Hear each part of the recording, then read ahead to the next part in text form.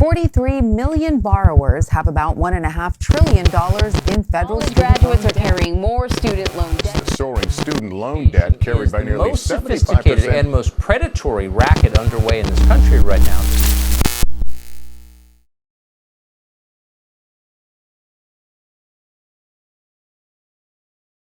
You're a college student in 2021. The student loan bubble has now reached an enormous total of $1.7 trillion.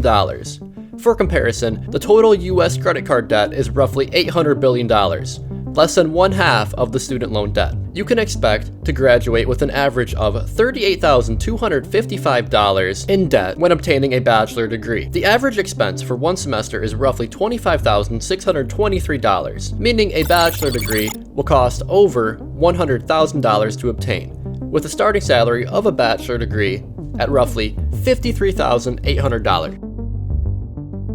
You see, one of the biggest perks about getting a degree is the promise that you will get a high-paying job out of the gate. But is that really true? 39% of millennials have a college degree, and among that 39%, 3.7% of these millennials will be unemployed or are currently unemployed, meaning they went to college and accumulated a bunch of debt that they can no longer afford to pay off. An average of 15% of all student loans are defaulting at any given time.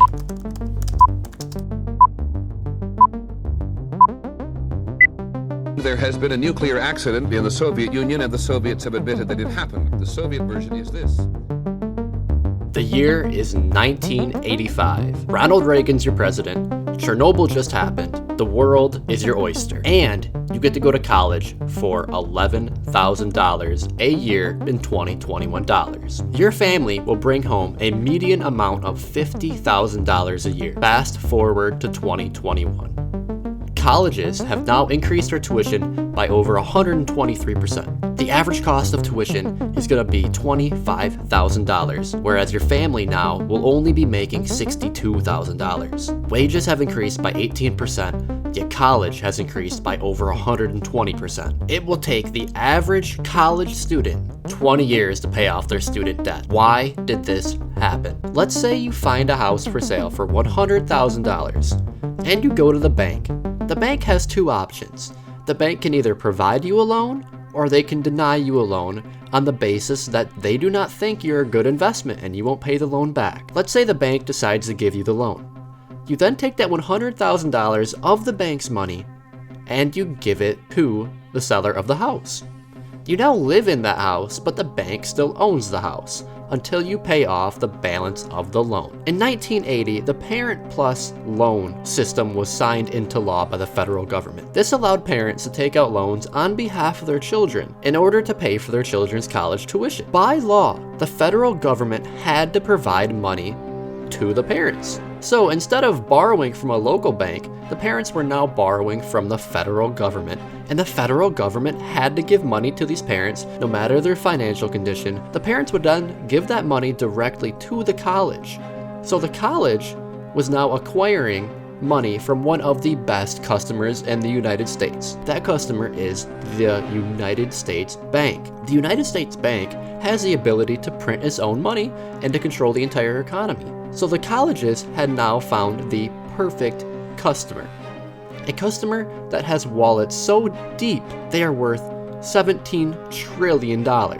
As a result, colleges then began to increase their tuition because the person paying for all these colleges could afford it. But in reality, we can see that in 1980, the cost of tuition began to skyrocket as colleges were now receiving direct payment from the Federal Reserve for college education. But here's the kicker. Unlike ordinary loans, if someone were to foreclose on a house payment, you can just go repossess the house. One thing you cannot do is repossess a student loan because the education is in that person's head. So, what does that mean for the borrower? Well, that means that you cannot repossess the education you learned through college, which means you cannot foreclose on a student loan. Even if you go bankrupt, the federal government will still want their money and you will still owe money on that student loan.